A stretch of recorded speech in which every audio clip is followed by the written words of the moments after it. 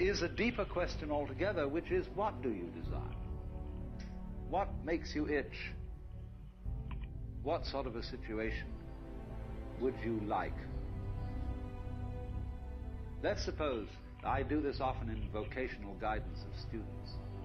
They come to me and say, well, we're getting out of college and we haven't the faintest idea what we want to do. So I always ask the question, what would you like to do if money were no object? How would you really enjoy spending your life? Let's go through with it. What do you want to do?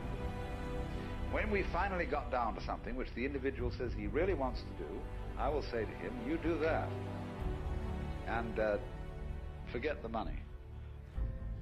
Because if you say that getting the money is the most important thing, you will spend your life completely wasting your time. You'll be doing things you don't like doing in order to go on living, that is, to go on doing things you don't like doing, which is stupid. Better to have a short life that is full of what you like doing than a long life spent in a miserable way. What else? Do what you want to do with your life, right? Don't go be doing something you don't enjoy. Don't do something don't get locked into, a car that you can't afford and doing something crazy because you need the money. Don't do that. Do what you want to do. Do what the fuck is it that you really want to do? Because if someone else is doing it, you can do it, I mean, everybody makes their own path through this world, but a lot of people don't follow the path that they really fucking feel pulled to. Just for whatever reason, they got negative programming. When they were kids, someone told them they couldn't do it, or told them to take the shortcut, or take the shore route. That's a sad thing, man. When we're brought up in a world where the system dominates, and our hearts are left to be squashed and ignored in order to climb some sort of an imaginary ladder in the corporate world.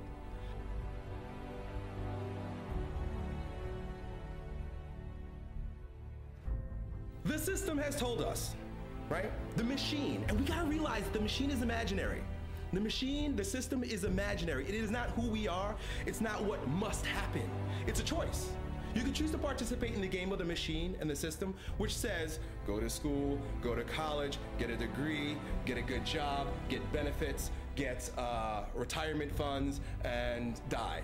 This is just an idea. This is a machine.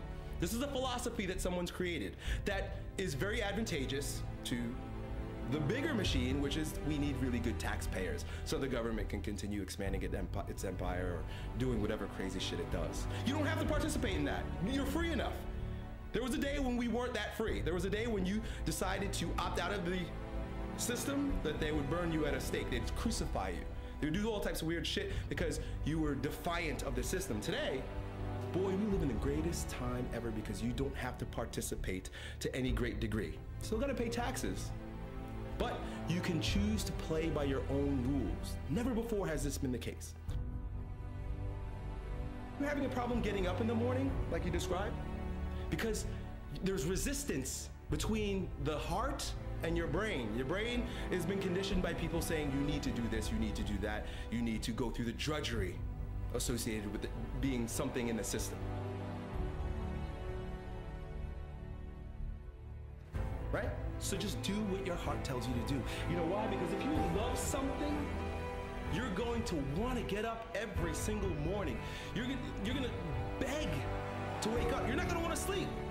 I do what I love so much so that I am reading it to the last wink of my eye before I go to bed, and I wake up at 5 o'clock in the morning, and you know what I do?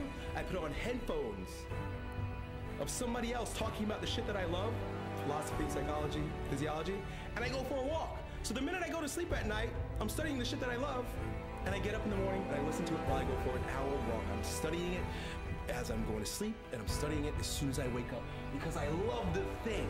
I can't get enough of it.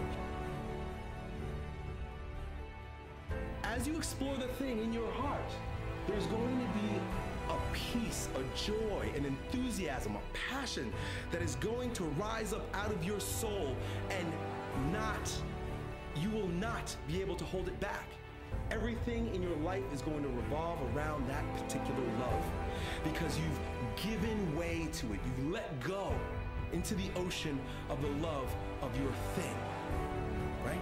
Don't grasp it. Don't hold it. You don't need a degree about it. You don't need to manifest it tangibly in any way, shape, or form. You don't need a particular trophy that says, I am this. The trophy, which is the degree, is just a fucking piece of paper. It's an idea. It means absolutely nothing in the real world, in the realm of things. It doesn't mean anything. It means you went to school and decided to partake of the system, and you got this piece of paper that says that you probably know something about this. But you know what? Someone who loves, truly loves the study of something doesn't need to prove it, because it's oozing out of his pores, right?